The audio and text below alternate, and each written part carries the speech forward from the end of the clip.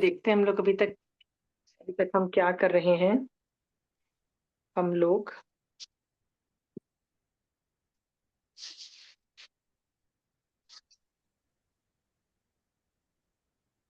हम लोग उत्तराध्यान सूत्र चल रहा है, जिसके अंदर रथनेमी का चैप्टर चल रहा है। 23वां 23rd, 22वां इज आई थिंक 22 चैप्टर चल रहा है रथनेमी का। इसमें हम लोगों ने अभी तक कहाँ तक देखा है, लेट अस सी। ओके, हम लोग ने थोड़ा सा देखा था, हम थोड़ा सा पीछे जाके हम वापस कर रहे हैं, ठीक है। थोड़ा सा यहाँ से पढ़िए 28वें श्लोक से।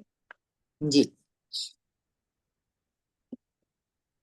वह राजकन्या राजीमती जिनेन्द्र भगवान अरिस नेमी की दीक्षा होना सुनकर हास्य रहित और आनंद से रहित होकर शोक से व्याप्त हो गई।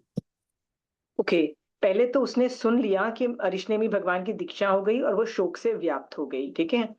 इसकी जो है ना स्टोरी मैंने तीर्थंकर चारित्र में और पढ़ी थी, क्योंकि इन दो की देखिए, ये स्टोरी और इसके बाद आती है कि वो भी राजीमती द्वारा केशलोच और आगे निकल जाती है। सो इसके बीच में ना एक थोड़ी स्टोरी आती है, मैं थोड़ा जस्ट उसके बारे में जस्ट आइडिया दे दूं। द स्टोरी इन तीर्थंकर चारित्र गोज लाइक दिस, कि जब कृष्णा और दूसरे अरिशनेमी भगवान के पास जाते हैं, कृष्णा और दूसरे लोग, और बोलते हैं कि राजीमती रो रही है और वो रोना बंद ही नहीं कर रही है, कि ऐसा क्या हो गया कि उसका रोना नहीं बंद हो रहा है।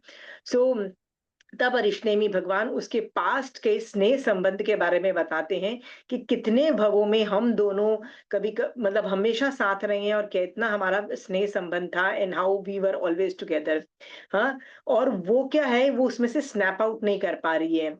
तो जब ये वाली बात राजीमती को पता लगी, तो उसने रियलाइज तब वो उसको राजीमती को अच्छा लगा, और उसने डिसाइड किया कि अच्छा, मेरा स्नेह संबंध था, लेकिन उसको मोक्ष में जाना था, इसीलिए वो मेरा स्नेह संबंध को तोड़ने के लिए वो निकल गया। तो मैं भी उसका अनुसरण करूंगी, ऐसा सोच करके उसने सोचा कि मैं भी अपने मतलब अपने पति, मतलब होने वाले पति के फुटस्टेप्स पे चलूंगी और दीक्षा के भाव आए। इस तरह से वर्णन आता है, ठीक है। तो चलिए अभी इसके आगे पढ़िए आप।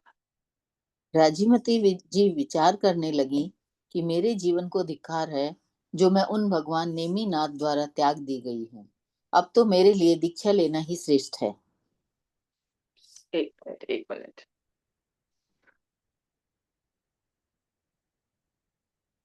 ओके, तो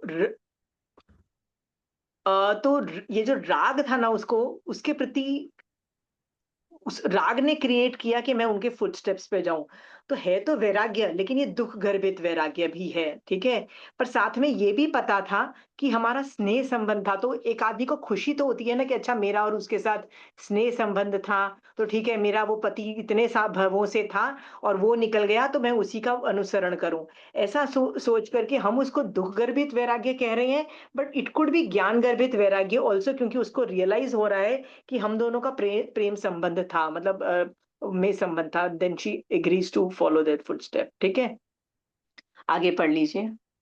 इसके बाद धैर्य वाली संयम के लिए उद्यत हुई उस राजीमती ने भ्रमर सरीखे काले कुर्च, बांस से निर्मित कुंची और कंघी से संवारे हुए केसों का स्वयं में लोच कर डाला। अब देखो, बालों की इतनी ब्यूटीफुल दशा बता रहे हैं कि इतने प्यारे बाल थे, लेकिन लोच कर दिया, मतलब फर्क नहीं पड़ा उसने उसको लोच करने में, इतने ब्यूटीफुल बाल को। श्री कृष्ण वासुदेव और बलदेव तथा समुद्र विजय आदि केसों का लोच की हुई जितेंद्रिय उस राजीमती से कहने लगे कि हे कन्ये, तू बहुत शीघ्र इस घोर संसार सागर को पार कर मोक्ष प्राप्त कर। ओके, इसका मतलब सब लोगों ने एक्सेप्ट कर लिया कि वो दीक्षा लेगी, तो सब लोग उसको आशीर्वाद दे रहे हैं कि जल्दी से जल्दी मोक्ष चले जाओ।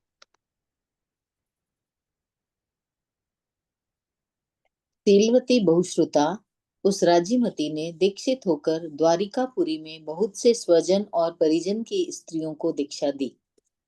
देखो, वो बहुश्रुता तो थी ही,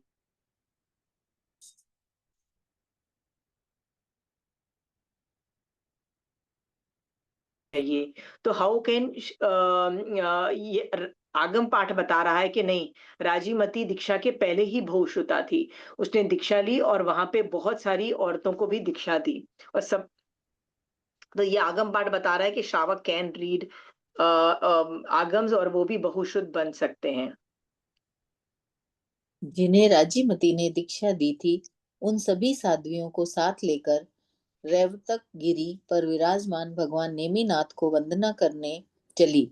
रेवतक पर्वत पर जाती हुई वह बीच रास्ते में ही वर्षा से भीग गई और उस घनघोर वर्षा के कारण साथ वाली दूसरी साध्वियां इधर उधर बिखर गई। तब वह राजीमती वर्षा के होते हुए अंधकार युक्त एक पर्वत की गुफा में जाकर ठहर गई। ओके, ये बात मैंने पिछली क्लास में भी बता दी थी कि जब वो पहाड़ चढ़ रहे थे, बारिश की वजह से वो गुफा में ठहर गई। भीगे हुए कपड़ों को सुखाती हुई वह राजीमती यथा जाता जन्म के समय बालक जैसा निर्वस्त्र होता है, वैसी ही निर्वस्त्र हो गई।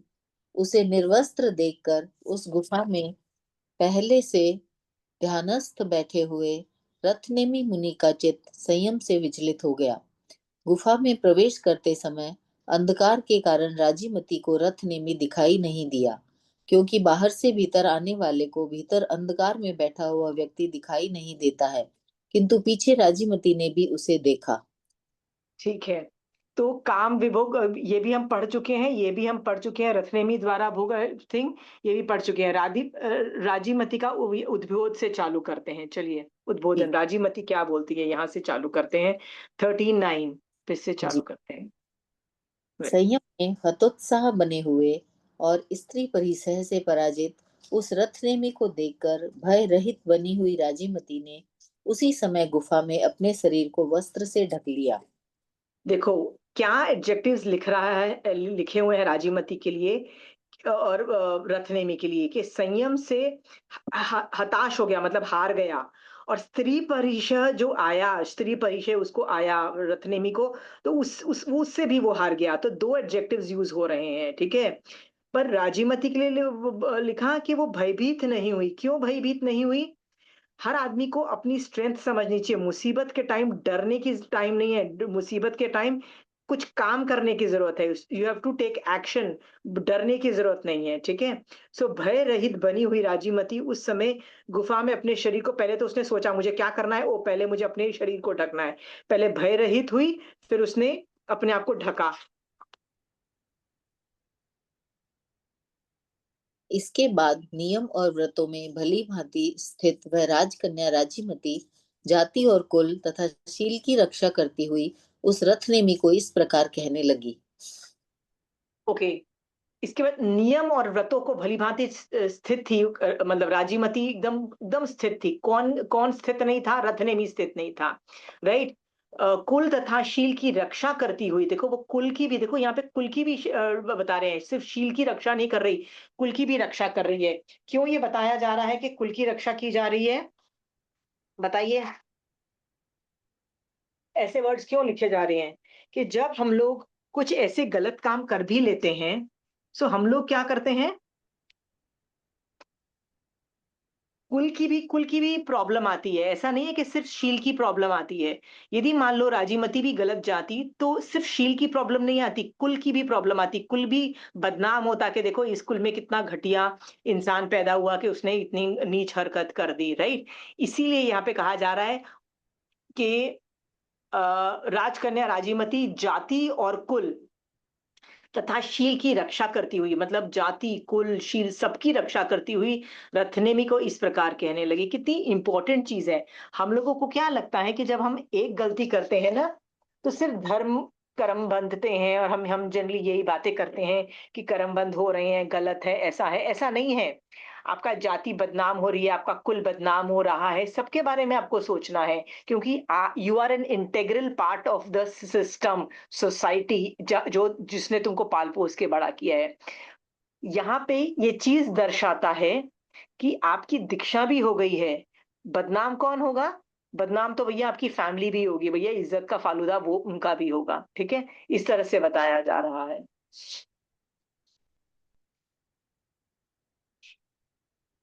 यदि तू रूप में वैश्रमण देव के समान हो और लीला विलास में नल कुबर देव के समान हो, अधिक तो क्या यदि साक्षात पुरंदर इंद्र भी हो, तो भी मैं तेरी इच्छा नहीं करती हूँ।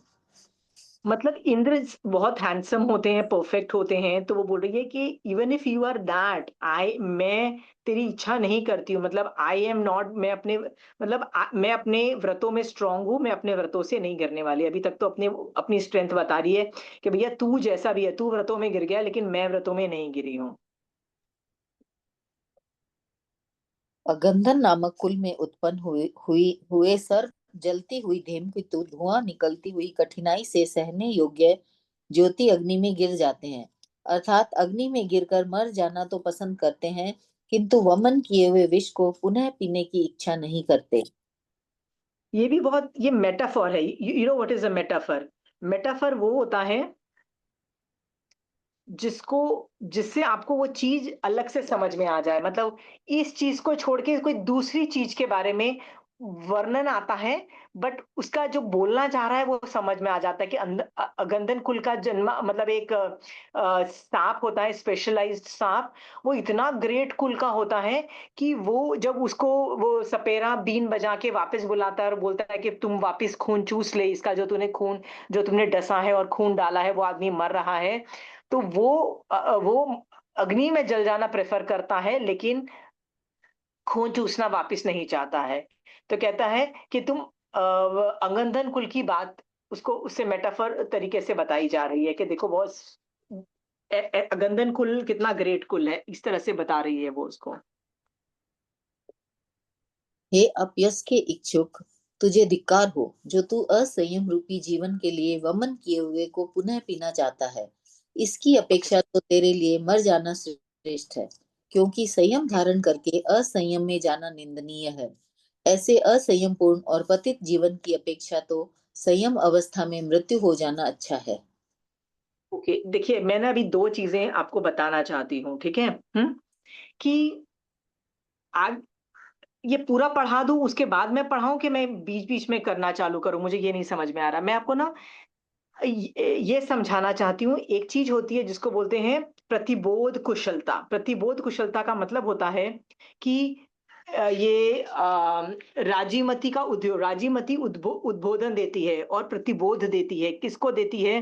रथनेमी को। प्रतिबोध कुशलता के क्या क्या कंपोनेंट्स हो सकते हैं, what are the things you can remember. So उसके बारे में मैं कुछ मतलब ठीक है, पहले अपन कर लेते हैं, फिर एंड में चलिए चलिए मैं बताती हूँ। एंड में अपन इसको देखते हैं। Let's do that. आप अगला पढ़ लीजिए नहीं तो। मैं राजीमती भोजराज उग्रसेन की पुत्री हूँ, और तू अंधक वृष्णि समुद्र विजय का पुत्र है। अतः गंधन कुल में उत्पन्न हुए सर्प के समान मत हो, और निर्भीत मन को स्थिर रखकर संयम का भली प्रकार पालन कर।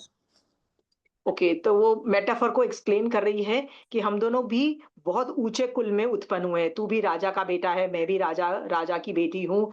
तो तुम भी उस अंगंधन कुल में जन्मा हुआ जो सर्प है उसकी तरह हो जा।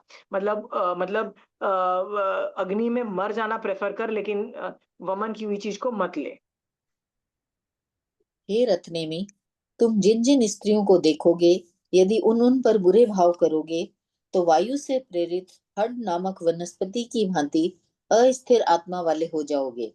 अर्थात हे रत्नेमी, जिस किसी भी स्त्री को देखकर यदि तुम इस प्रकार काम मोहित हो जाओगे, तो जैसे नदी के किनारे खड़ा हुआ हड नाम का वृक्ष जड़ मजबूत न होने के कारण हवा के झोंके से नदी में गिरकर समुद्र में पहुंच जाता है, वैसे ही संयम में अस्थिर तुम्हारी आत्मा भी उच्च पद से नीचे गिर जाएगी और फिर संसार समुद्र में परिभ्रमण करती रहेगी।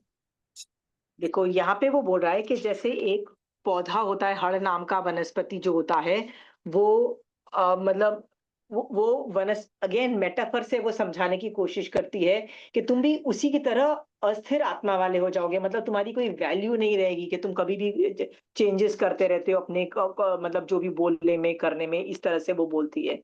ठीक है। जिस प्रकार गोपालक ग्वाला या भांडपाल भंडारी उस द्रव्य का स्वामी नहीं होता है, इसी प्रकार तू भी श्रमणपन का अनिश्वर अस्वामी हो जाएगा। ओके, तो इसको में भी ना वो बड़े प्यार से बोलती है राजीमती, क्या बोलती है, हे मुने, जैसे आ, हे मुने, जैसे गौओं को चराने वाला ग्वाला उन गायों का स्वामी नहीं होता है और उन्हें उनके दूध आदि को ग्रहण करने की अधिकार नहीं होता है, वैसे ही कोषाध्यक्ष उस धन को स्वामी नहीं होता है, न उस धन का खर्चा कर सकता है। उसी प्रकार तू भी संयम का वास्तविक स्वामी नहीं होगा, क्योंकि द्रव्य संयम से आत्मा का कल्याण कभी नहीं हो सकता है।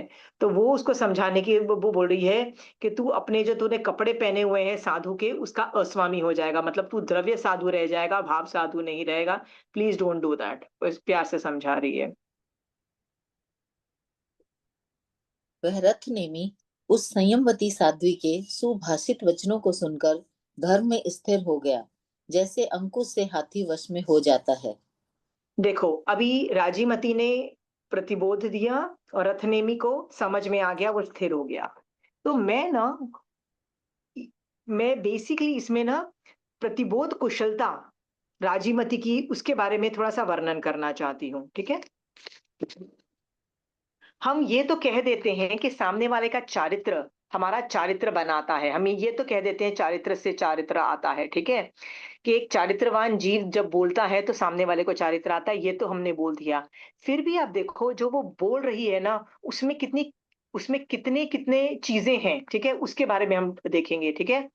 आप में यदि ये योग्यता आ जाती है प्रतिबोध देने की, तो आप कितने लोगों को सम्यक दृष्टि बना सकते हो, कितने लोगों को मोक्ष मार्ग में डाल सकते हो, ठीक है। इसीलिए ये जो भी मैं पढ़ा रही हूँ ना, प्रतिबोध कुशलता में क्या क्या चीजें याद रखना। प्रतिबोध मतलब व्याख्यान देने को बोल सकते हैं, प्रतिबोध का मतलब होता है लोगों को, सामने वाले को हिट करना। देखिए, यदि मैं आपको एडवाइस दूं, ठीक है, कि आप ये कर लीजिए, ठीक है, जैसे मैं रजनी जी आपको बोलती हूँ कि आप क्रोध मत करिए, ठीक है, हाँ, तो जी।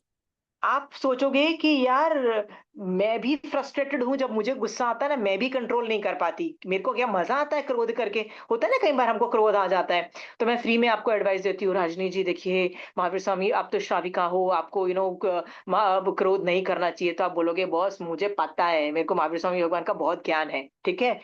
प्रॉब्लम ये है कि जब क्रोध आता है ना तो खुंदक मची होती है ना, तो आदमी को नहीं दिमाग सेंसेस आता। तो जब हम एडवाइस देते हैं ना, तो क्या पता सामने वाला खुद फ्रस्ट्रेटेड हो और वो दुखी हो कि यार मैं वो कर नहीं सकता हूँ, लाइक मैं अपना एंगर कंट्रोल नहीं कर सकता हूँ, ठीक है।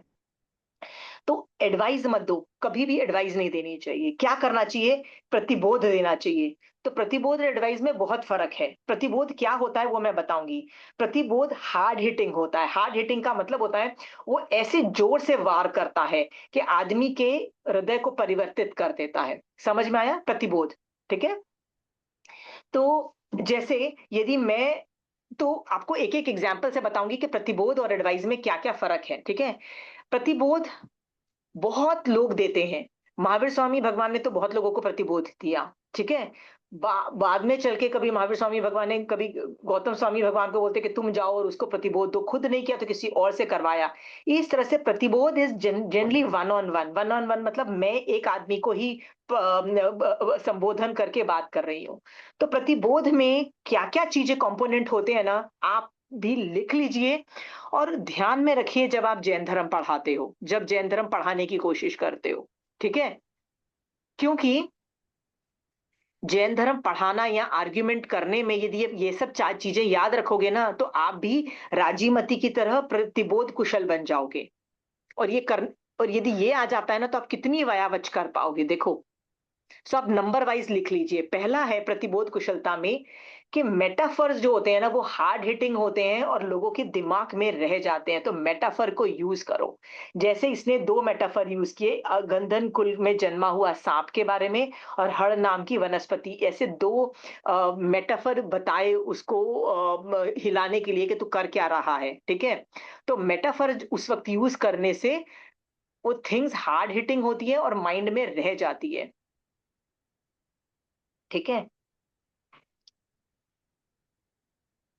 आप मेटाफर यदि यूज नहीं करते हो तो उसकी जगह केस स्टडीज भी यूज कर सकते हो। केस स्टडीज भी बहुत हार्ड हिटिंग होती है और दिमाग में रह जाती है केस स्टडीज।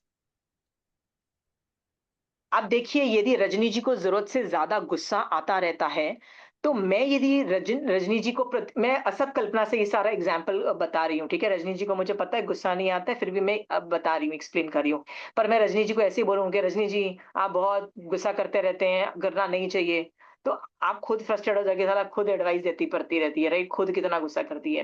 पर यदि मैं आपको मेटाफर और केस स्टडी से आपको समझाने की कोशिश करूं, कैसे मैं आपको ये समझाऊं कि देखिए ना, रजनी जी, पता है चंड कौशिक की स्टोरी आपने सुनी होगी, राइट। उसने क्रोध किया तो सांप बन गया, फिर क्रोध किया तो और जहरीला सांप बन गया, ऐसे तीन चार भव वो सांप के करता रहा और एंड में तो दृष्टि विष सांप बन गया कि देखने से ही मतलब काटने की भी जरूरत नहीं पड़ती है, विष चढ़ जाए। ये सब क्रोध का ही नतीजा नतीजा है, राइट। रजनी जी, मैं ऐसे केस स्टडीज और मेटाफर से आपको एक्सप्लेन करूं तो वो ये आपके दिमाग में ना ज्यादा हिट करेगा, समझ में आया? आपको बिल्कुल। मेटाफर और केस स्टडीज, आप मुझे भी देखिए, मैं कितने केस स्टडीज आगम से ही स्टोरी जो केस स्टडीज होते हैं ना, ज्यादातर आगम से ही लेने चाहिए, जितने हो सके मतलब पूरी कोशिश करनी चाहिए। तो उस वो प्रामाणिक भी होते हैं, ठीक है। हाँ, तो मेटाफर्स और केस स्टडी से बात करो यदि आपको प्रतिबोध देना है। पहला हुआ, ये समझ में आ गया? शोभा जी, आप लिख लीजिए, आप भी प्रतिबोध में ना एक्सपर्ट बन जाओगे और आप बहुत महान निर्जरा कर सकते हो ये वायावच करके। पर लिखना चालू करिए। नेक्स्ट है, शो देम फ्यूचर इम्प्लीकेशंस।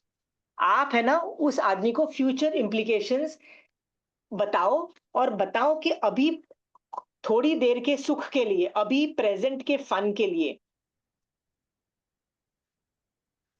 आप अपना भविष्य बर्बाद कर रहे हो। जैसे राजीमती यहां क्या बोलती है, हे अपयश के इच्छुक। अपयश का इच्छुक जो है ना, ये फ्यूचर इंप्लीकेशंस बता रही है कि तू ऐसी गंदी हरकत करेगा तो तेरे को अपयश मिलेगा, फ्यूचर में अपयश मिलेगा, राइट। फ्यूचर इंप्लीकेशंस जब हम बताते हैं ना, तो हम उस आदमी को बताते हैं कि अभी प्रेजेंट के फन के लिए तो फ्यूचर को कॉम्प्रोमाइज कर रहा है। फ्यूचर इंप्लीकेशंस उस आदमी को बताओ, ठीक है, जब प्रतिबोध दे रहे हो किसी भी चीज पे। समझ में आ गया? Future implications. हाँ, जैसे अपयूष का इच्छुक बोला, ठीक है, तो उसको डिफरेंट ऑल्टरनेटिव्स बताओ, ठीक है। फिर और क्या करो?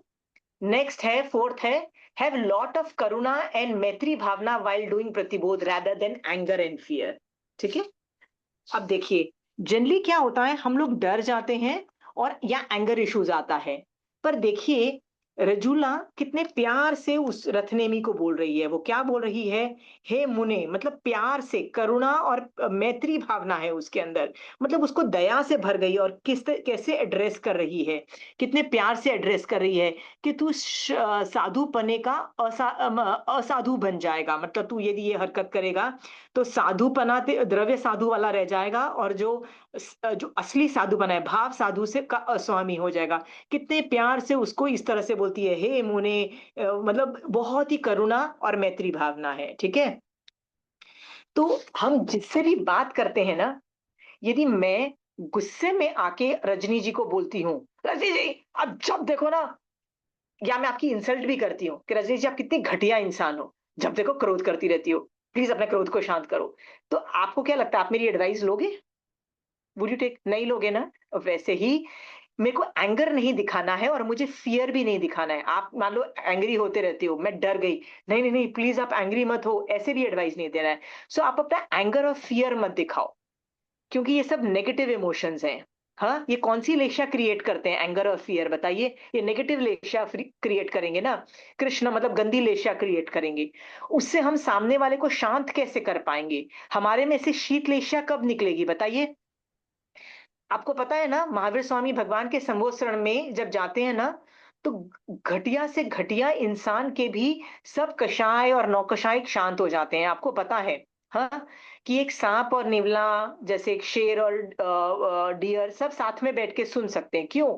भगवान की ऐसी शीत लेशियां होती है, एकदम शीत, वो उनका वो होता है प्यार, करुणा, मैत्री, इतनी भावना से, इतनी वंडरफुल शीत लेशियां, शीत, सब कुछ पॉजिटिव, सब कुछ इतना निकलता है कि सामने वाले के बॉडी में असर करता है। ये हमने देखा है लेशिया वाले चैप्टर में, कि मैं यदि अच्छी क्वालिटीज के सोचूं, अच्छा सोचूं ना, तो वो आपको भी शांत कर सकता है। ये हमने कई बार देखा है, आगमों में कहीं जगह वर्णन आता है। राइट, वो जो हाथी वाला जो स्टोरी होता है ना, हाथी हाथी और रैबिट वाला, मेघ कुमार, मेघ कुमार के बारे में भी ऐसी स्टोरी में आता है कि वो 32 कलाओं में निपुण था, राजकुमार था और बैठा हुआ था। तो एक बार पागल हाथी जब उसके सामने आया, तो अचानक उसने उसको शांति से ऐसे किया और वो बैठ गया। क्यों बैठ गया? शांति से, नो फियर, नो एंगर। हाँ, सो आप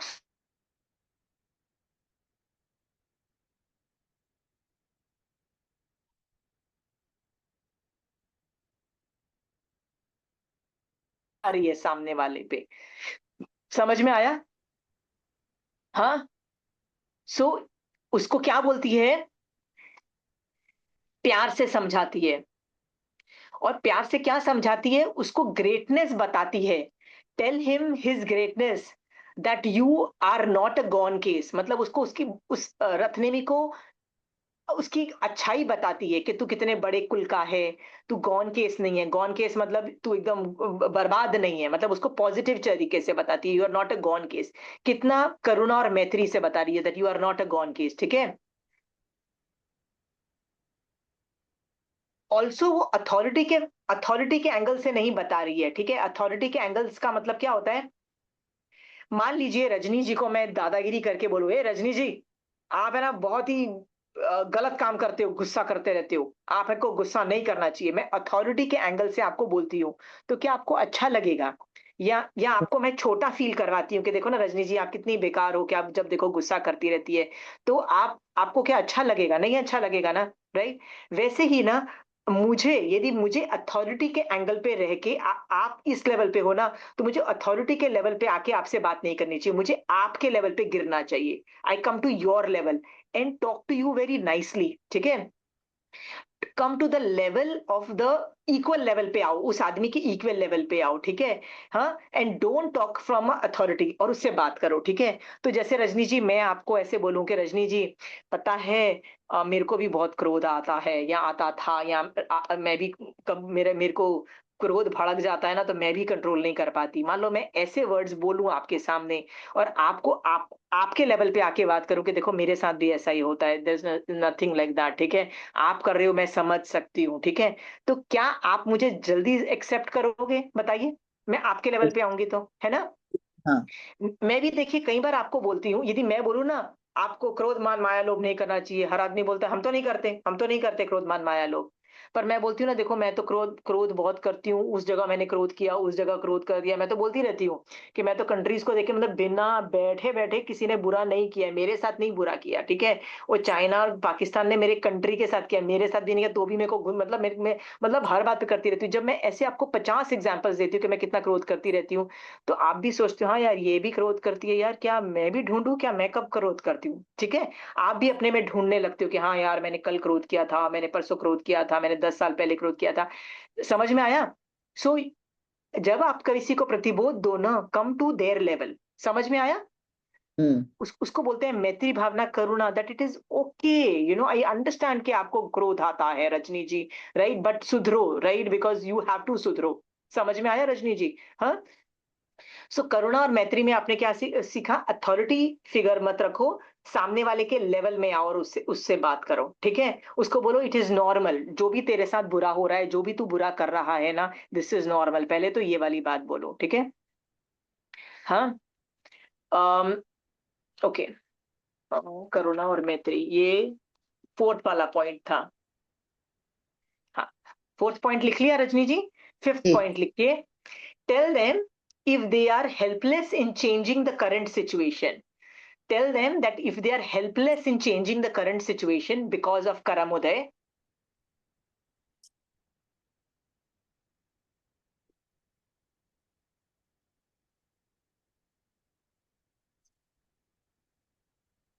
then give them better options for current situations. Then give them better options for current situations.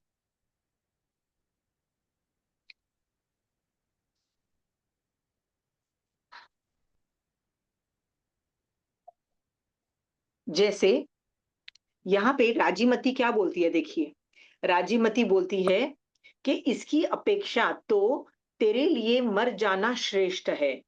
Right, मतलब वो बोलती है इसकी अपेक्षा तो संयम अवस्था में मृत्यु हो जाना अच्छा है। देखो ये राजीमती बोलती है, तो ये क्या ऑप्शन दे रही है कि give better options for current situation, this is a better option. कई बार जो आदमी हरकत कर रहा होता है ना, वो उसके हाथ में नहीं होता है। अ, उदि उ उ उ कर कुछ कर्मों के उदय की वजह से हो सकता है। रजनी जी को बहुत क्रोध क्यों आता है? कर्मों की पोज़ीशनिंग ऐसी है। एक तो रजनी जी के क्रोध मोहनीय कर्म की तो उदय में है, मैं मना नहीं कर रही हूँ। पर आस-पड़ोस भी ऐसी सिचुएशन है जिसकी वजह से रजनी जी क्रोध को कंट्रोल नहीं कर पा रही है, राइट? सो मैं क्या कर रही हूँ, मैं पहले तो एक्सेप्ट कर रही हूँ कि आप हेल्प हो सकता है कि आप हेल्पलेस हो सकता है करंट सिचुएशन को चेंज करने के लिए, क्योंकि कर्म निकाचित लेवल पे लग रहे हैं या कर्म उदय ऐसा ही है कि आप नहीं कर पा रहे। पहले तो उसको मतलब बोलो। तो इन दैट केस उनको बोलो कि इन दैट केस है ना, तेरे पास और ऑप्शन है, बेटर ऑप्शंस है। तो जितने भी ऑप्शंस है मैं आपको ऑप्शंस दे सकती हूँ, ठीक है? उसको बोलते हैं choosing the lesser evil. In this case वो उसको बोल रही है कि तू यदि मर जाता है, राइट, संयम अवस्था में, राइट, तो बेटर होगा तेरा। जैसे मैं रजनी जी को बोल सकती हूँ कि रजनी जी, मुझे मुझे पता है कि आप क्रोध आपको आप रोक नहीं सकते हो, पर मुझे ये भी पता है कि आप क्यों क्रोध नहीं रोक सकते। आसपास आपके साथ अत्याचार हो रहा है, आपके लोग अत्याचार कर रहे हैं। तो मैं आपको क्या अदर ऑप्शंस भी दूंगी। अदर ऑप्शन का मतलब ये है कि क्रोध करने के अलावा और क्या क्या ऑप्शंस हैं जिससे आप उन लोगों को चुप भी करा सकते हो, उन लोगों से जीत भी सकते हो। मतलब जो आपको दुखी कर रहे हैं, तंग कर रहे हैं, राइट? हाँ, वो आपको जो प्रॉब्लम क्रिएट कर रहे हैं, वो आपको कैसे कम करें। समझ में आया? मैं वो ऑप्शन भी दे सकती हूँ, ठीक है? उसको बोलते हैं चूजिंग द लेसर इविल। समझ में आया? ऐसा हो हम्म, सकता है कि मैं आपको ऐसे बोलूँ कि ऐसी सिचुएशन में ना आप उसको जाके सुना दो या उसको ये कर दो, उसको वो कर दो, ऐसा भी मैं आपको एडवाइस दे सकती हूँ। आप बोलोगे आप कैसे एडवाइस दे रहे हो? क्योंकि आप श्रावक हो ना रजनी जी, आप तो ये सारी चीज़ें एक- यूज़ कर सकते हो। आपके साथ जो अत्याचार हो रहा है, आप उसको शट डाउन कर सकते हो, राइट? आप में कैपेसिटी है। सो मैं ब्रेनस्टॉर्म करके आपको वो आइडियाज़ भी दे सकती हूँ, ठीक है? जैसे मैंने कई बार देखा है कि कंचन आंटी है ना, कई बार बोलती है कि कई ऐसे घर हमने देखे हैं जिसके अंदर सास-बहू कांस्टेंट लड़ती है, there is no way out. मतलब होता है ना कि मतलब जब जाओ ना, पर पता नहीं क्यों वो साथ में रहती है, ठीक है? सो कंचन आंटी बोलती है कि जब कोई ऐसे लोग एडवाइस मेरे पास आते हैं ना, तो मैं उनको एक ही चीज बोलती हूँ, भैया अलग हो जाओ, अलग हो जाओ। राइट? आप बोलोगे अलग होना कोई अच्छी बात नहीं है, लोग निंदा करेंगे और फिर वो कैसे हम सरवाइव करेंगे। तो कंचन आंटी कहती है पर रोज क्रोध करके, रजनी जी जो आप गालियां दे के क्रोध करके जो प्रति समय और कर्म बंद कर रहे हो, उसका लेवल तो देखो, उसकी इंटेंसिटी तो देखो। उससे अच्छा एक बार अलग हो जाओ। एक बार कर्म जितने बांध लिए, जो होना है कर लिया, जो झगड़ा-वगड़ा करके एक बार अलग होके खत्म हो गया, ठीक है? रोज़ तो ये क्रोध के निषेक रचनाएँ नहीं बाँधोगे। तो कंचन आंटी कई बार ये एडवाइस देती है, "आशिमा, अलग हो जाना बेटर है।" ये अलग हो जाना is a advice given in Agams also. कहते हैं जहाँ प्रॉब्लम है ना, वहाँ से चले जाओ। जहाँ पे कषाय भड़कते हैं, उस स्थान को छोड़ दो। ऐसा एडवाइस आगम बोल रहा है। तो मुझे एक ही जगह पे वो, तो मैं रजनी जी को मान लो ये दूसरे 5-6 एडवाइसेज़ देती हूँ। तो रजनी जी बोलेंगे नहीं, उन जो ऑप्शंस के अंदर में भी कर्मबंध है। हैं, मैं जानती हूँ कर्मबंध है। तो क्या क्रोध करके रजनी जी जो आप कर्मबंध कर रहे हो, क्या वो याजीवन 20, हम्म, 30, 40 साल मैंने लोगों को कुत्ते-बिल्लियों की तरह लड़ते हुए देखा है, ठीक है? उनको लगता है कि they can not change the situation. जब आप उनको ये समझाओगे, no you have to change the situation. कषाय करना अलाउड नहीं है, क्रोध करना कॉन्स्टेंटली अलाउड नहीं है Rajni ji, you have to stop it. उसके ऑप्शन में जो भी करना है आप करो, चाहे अलग भी होना पड़े, चाहे कोई ड्रास्टिक मेजर्स लेने पड़े, सामने वाले को उठा के पटक दो, पछाड़ दो, तो भी करना पड़े तो आप करो। समझ में आया? किसी भी तरह से वो संसार मार्ग के अंतर्गत आता है, राइट? वो मुझे सिखाने की जरूरत नहीं है, but please change it, but stop the problem, stop the कर्म बंध। समझ में आया? गलत काम बंद करना पड़ेगा रजनी जी। तो इस ये वाला पांचवा पॉइंट मैंने क्या लिखा है, tell them that if they are helpless in changing the current situation because of करम उदय, कोई करम उदय ऐसे हैं, then give them better options for current situations, और कोई अच्छे ऑप्शंस दो। जैसा उस इस राजीमती बोलती है, मर जाना is a good option for you. ठीक है, ये प्रतिबोध में बोला जाता है। ठीक है, ओके। चलिए नेक्स्ट है, सिक्स्थ वाला है, show patterns of society to appeal to common sense. ठीक है, सोसाइटी में रहे हुए पैटर्न्स दिखाओ। Show patterns to show patterns of society to appeal to common sense.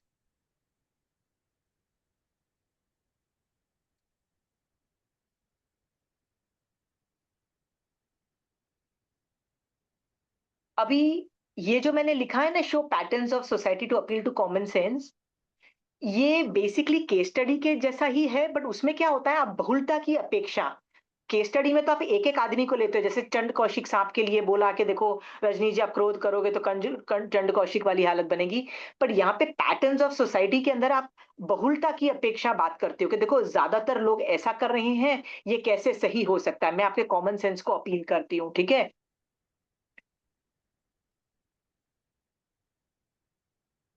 इसको बोलते हैं सोसाइटी में से पैटर्न्स निकालो।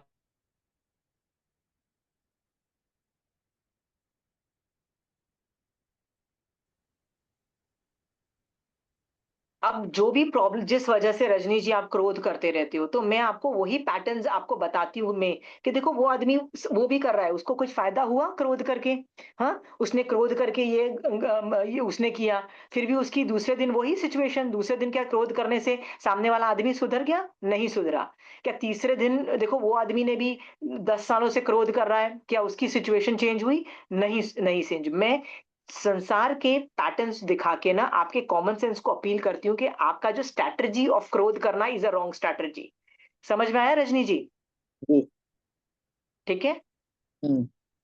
तो जब आपको पता लग जाएगा कि अच्छा यार सारे लोग क्रोध करते हैं, वो फायदा तो कुछ होता नहीं है, तो आप बोलोगे अच्छा क्रोध के अलावा मैं कौन सी स्ट्रैटेजी यूज करूँ? ठीक है, हाँ, क्या पता जी। आप ये स्ट्रैटेजी यूज करो कि इन लोग को छोड़ के यार कट लो, यार इन लोगों से बात ही मत करो, राइट? हाँ, गॉट इट। आप जी। You might take that alternative. But हमारा क्या होता है, हमारे साथ कोई बुरा करता है ना, हमारा अनादिकाल के संस्कार है क्रोध करना, तो रजनी जी क्रोध करती है। बट यदि मैं आपको समझा सकूं कि नहीं रजनी जी, जब वो कुछ भी गलत हरकतें करें ना, तो उनको देखते जाओ, स्माइल करो और चले जाओ, राइट? हाँ, क्या पता that can also impact more than क्रोध करना, ऐसा भी हो सकता है। सो मैं ये करे तो आप संसार में ना के जो पैटर्न होते हैं ना वो बताओ, राइट? बहुलता की अपेक्षा बताओ। समझ में आया ये वाला टॉपिक? हम्म। किसी को नहीं समझ में आ रहा ना, तो प्लीज आर्ग्यू कर लेना, ठीक है? ये सब मैं अपने पॉकेट से निकाल के बता रही हूँ। सेवेंथ है आगम। मैं ये वाले काम बहुत करती हूँ, मैं भी देखो आप लोगों को पढ़ाती हूँ, तो एक तरह का प्रतिबोध ही हुआ ना, राइट? हम्म। तो मैं भी ये सब सोसाइटी के पैटर्न्स करके आपको कॉमन सेंस को अपील करती हूँ ना, कि भैया ये कर क्या रहे हो लाइफ में, राइट? हाँ, मतलब वेकअप वेकअप। हाँ, नेक्स्ट है आगम प्रमाण दो। यदि आगम प्रमाण नहीं दे सकते, तो any other book saying right thing can be shown. मतलब जरूरी नहीं है आपको आगम प्रमाण ही देना है सामने वाले को प्रतिबोध देने के लिए, आप कोई और किताब भी दिखा सकते हो जिसमें सामने वाले को विश्वास है। सो आगम प्रमाण और एनी अदर प्रमाण जिसमें सामने वाले को विश्वास है, वो दिखा सकते हो। जैसे महावीर स्वामी भगवान के संवत्सरण में पहले जब 11 गणधर घुसे संवत्सरण में, तो किसी को महावीर स्वामी भगवान पे विश्वास नहीं था। सब लोग को लगता था अरे ये तो इंद्रिय जालिका है। इंद्रिय जालिका मतलब वो बोलते हैं ना मैजिशियन, उल्लू बनाने वाला, ये सब गाली के भाव से घुसे अंदर। ठीक है, अंदर जाके महावीर स्वामी भगवान ने क्या किया? प्रमाण पे प्रमाण फेंकते चले गए, राइट? एक एक गणधर को बोला, अरे तुमको आत्मा और शरीर अलग नहीं, इनका मतलब संशय है, मतलब डाउट है, राइट?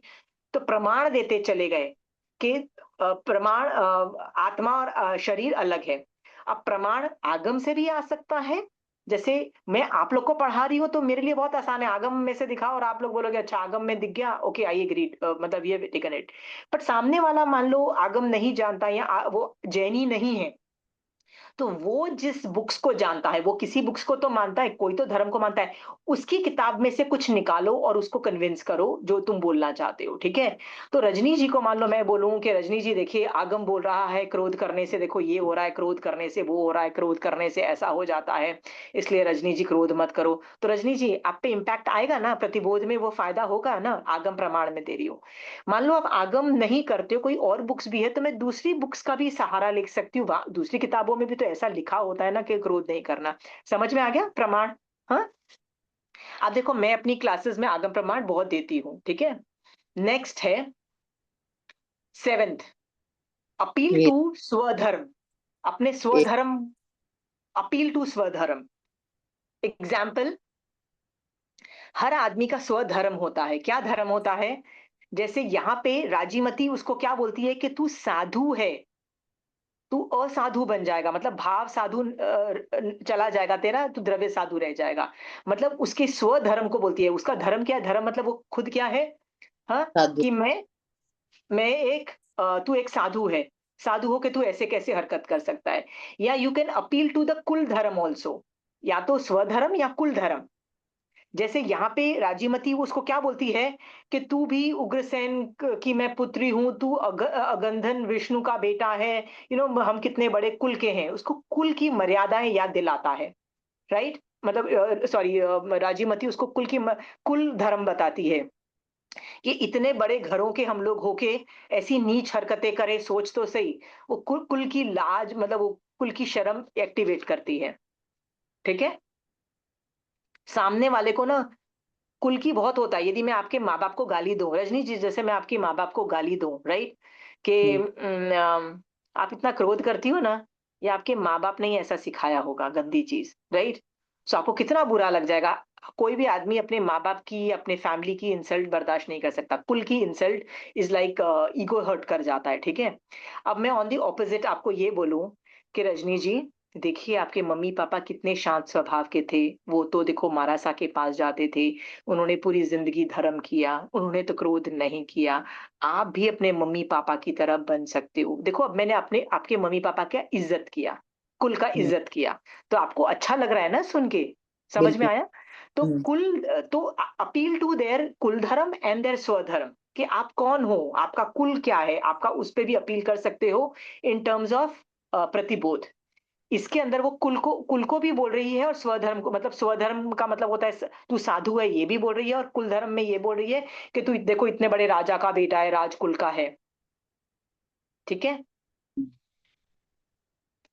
या तू ये भी बोल सकती, राजीमती ये बोल सकती है ना कि जैसे मुझे आपको रजनी जी प्रतिबोध देना है, तो मैं क्या बोल सकती हूँ कि रजनी जी सोचो, आप तीर्थ में हो, आप श्राविका हो, श्राविका ऐसा क्रोध करे, देखो ना 16 सतियां के साथ भी इतनी प्रॉब्लम हुई थी, क्या उन्होंने क्रोध किया? क्या उन्होंने हम्म, मतलब ये सब किया? मैं आपको क्या कर रही हूँ? कुल धर्म का मतलब होता है कोई भी ग्रुप ग्रुप जो व्हाट यू आइडेंटिफाई एज। सो क्या रजनी जी आप अपने आप को तीर्थ का मेंबर समझते हो ना? आप तीर्थ का मेंबर हो का मतलब है आप श्राविका हो। तो मैं हम्म, आपको वहां पे अपील करती हूँ। कैसे अपील करती हूँ? कि रजनी जी आप तो श्राविका हो, आप इतना क्रोध करोगे ना तो श्रावकपना भी नहीं टिकेगा। अब आपको बुरा लग रहा है कि व्हाट, मेरा श्रावकपना चला जाएगा, मतलब मेरी मेंबरशिप ऑफ द तीर्थ मेरी चली जाएगा, राइट? सो आपको बुरा लगता है। समझ में आया Rajni ji? So you can hmm, appeal to स्वधर्म या कुल धर्म। कुल धर्म बिल्कुल। कैन बी तीर्थ और एनीथिंग, राइट? ओके, इसमें किसी को पूछना है तो पूछते जाइए। आठवां है, प्रतिबोध इज नॉट अबाउट मी। जैसे यदि मैं प्रतिबोध दे रही हूं आपको, हाँ, तो इट्स नॉट अबाउट मी। मैं जो तुमको बोलना चाहती हूँ वो मुझे बोलने की जरूरत नहीं है। हाँ, मुझे क्या बोलना है, मुझे सामने वाले की क्या जरूरत है सुनने की, मुझे वो सुनाना है। It's not about me, it's about सामने वाला पर्सन। ठीक है?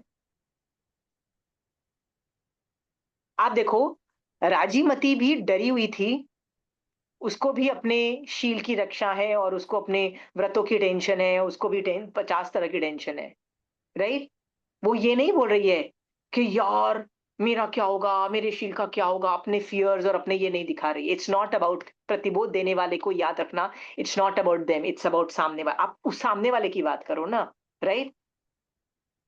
जैसे रजनी जी, मैं आपको बोलूं कि रजनी जी, आप यदि मेरी स्टूडेंट हो और आप इतना क्रोध करोगी, हाँ, तो लोग तो यही बोलेंगे ना, आशिमा जी की स्टूडेंट इतना क्रोध करती है, राइट? यदि मान लो मैं तो आपको इस तरह से आपकी आर्म ट्विस्ट करके आपको बोलूं क्रोध कम करो, तो दैट डजंट वर्क। दैट क्यों नहीं वर्क करता? क्योंकि मैं अपनी अपनी अपनी इनसिक्योरिटीज आप पे लाद रही हूँ। अपनी इनसिक्योरिटीज मत ला दो। It's not about me, it's about you. देखो, कहीं भी यहाँ पे उसने अपनी इनसिक्योरिटी नहीं बताई है। शी इज टेलिंग जो उसको सुनना है। समझ में आया? हम्म। थिंक अबाउट सामने वाले की जरूरत। ठीक है? सामने वाले की क्या जरूरत है? सुनने की। तो उसको ये सुनने की जरूरत है कि तेरा भविष्य बर्बाद है। ठीक है? तेरे को अभी मजा आ जाएगा थोड़ी देर के लिए, पर तेरा भविष्य बर्बाद है, अपयश मिलेगा। ठीक है? फिर तेरे में से साधुपना चला जाएगा। ठीक है? फिर तू साधु नहीं रहेगा। ऐसे जो जो उसको सुनने वाली अक्षर बोला। ये समझ में आया? हाँ। हम्म। जब भी हम लोग एंगर या इस तरह से बात करते हैं ना, तो जनरली हम अपनी इनसिक्योरिटीज लाते हैं, राइट? जब हम ज्ञान देते हैं ना, तो मैं आपको ज्ञान दे रही हूँ रजनी जी, तो मैं अपना ज्ञान लाद रही हूँ। क्या रजनी जी? मैं इतने लोगों को ठीक किया, आप ये क्या नॉनसेंस, आप क्रोध क्यों नहीं शांत कर सकते? It's not about me, it's about you. समझ में आया? हम्म। बिल्कुल। या। एंड नाइन्थ वन है, if you can not handle, then refer the case to somebody else। देखिए, रेफर द केस मतलब, यदि आप वो प्रतिबोध का केस हैंडल नहीं कर सकते ना, रेफर कर दो किसी और को जो योग्य है। यहाँ पे राजीमती के पास ऑप्शन नहीं था रेफर करने का, उसको खुद को ही प्रतिबोध देना पड़ा। ठीक है? इसके पास ये नहीं था, तो ये मैंने अलग से बता दिया। ठीक है?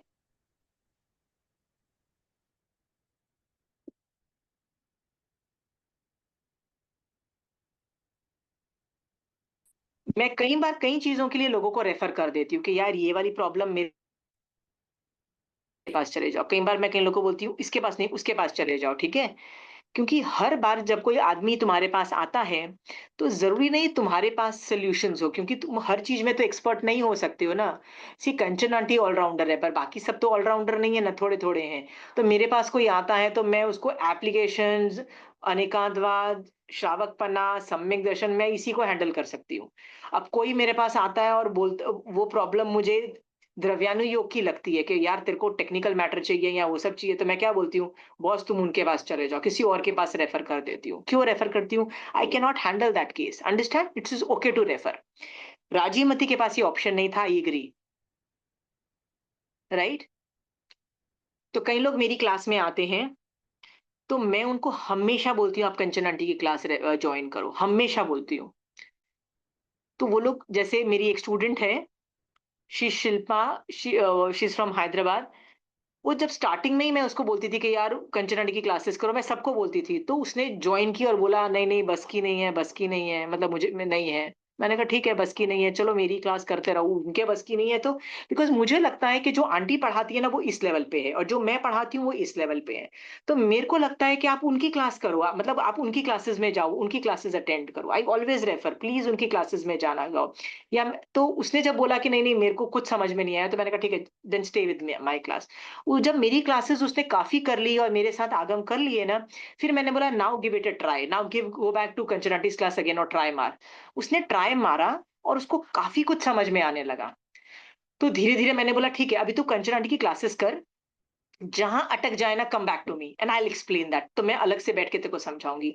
अब वो कंचन आंटी की क्लास करने लायक हो गई, पर कुछ साल लगे।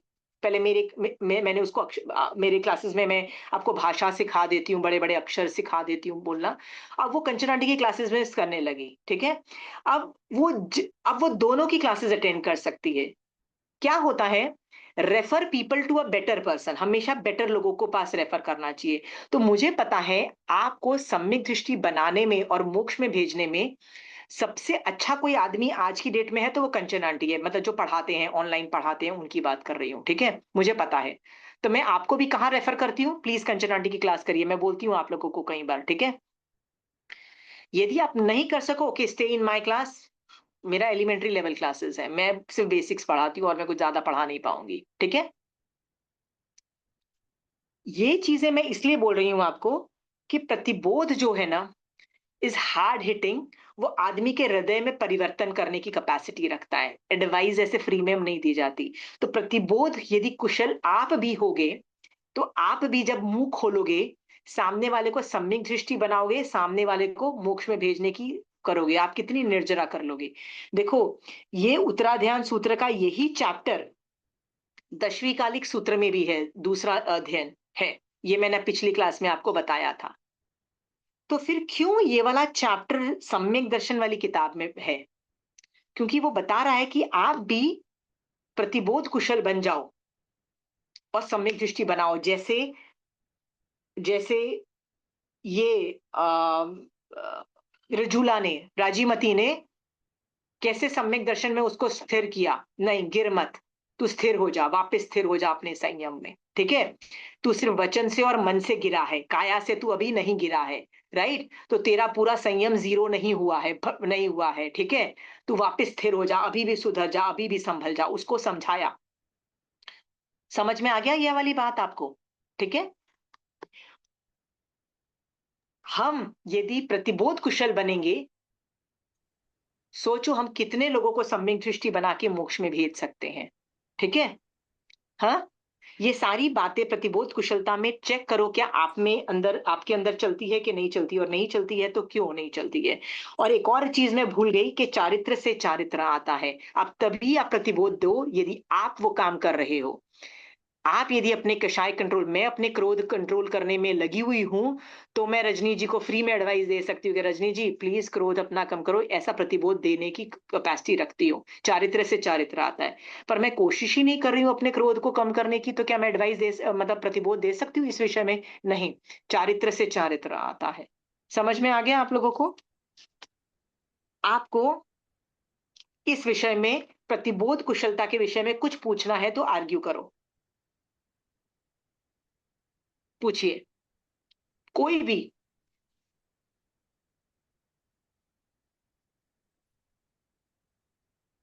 इसमें आप ये भी पूछ सकते। हाँ, प्रतिबोध हम उसी को दें जिसमें लगता है कि हाँ उसमें कुछ क्वालिटीज है या उसमें काबिलियत है उसको। हाँ, हाँ। पहले तो मैं तो बताती हूँ ना, यदि आपके पास कोई विनय से, इज्जत से, रिस्पेक्टफुल अच्छे लोग आए, तभी जवाब दो। कोई हम्म। अकड़ के आए, ईगो में आए, दिखाने के लिए आए, तो भैया अपने में महावीर स्वामी भगवान लेवल की कैपेसिटीज नहीं है कि भैया आप 11 जो गणधर आए थे, देवर टोटली एक्सट्रीम, तो भी आप उनको प्रतिबोध दे पाओ। आप में इतनी कैपेसिटी नहीं है। आप क्या करो, विनय वाले लोगों को ही हैंडल करो। समझ में हम्म। आया? क्योंकि उनमें बहुत ट्रिक्स होती हैं, केवली भगवंत के पास बहुत ट्रिक्स होती हैं, आपके पास उतने कैपेसिटी नहीं। विनय से नहीं आया ना, तो क्या आप, आपके भी कषाय भड़का सकता है वो। आप अपने आप को तो प्रोटेक्ट करोगे ना पहले से, प्रतिबोध देने में आपको नहीं गिर जाना है, ठीक है? तो कब बोलना है कब नहीं बोलना है, ये ज्ञान आपको बहुत जरूरी है आपका। और सवाल पूछिए, प्रतिबोध के बारे में जो सवाल आपको पूछना है पूछिए।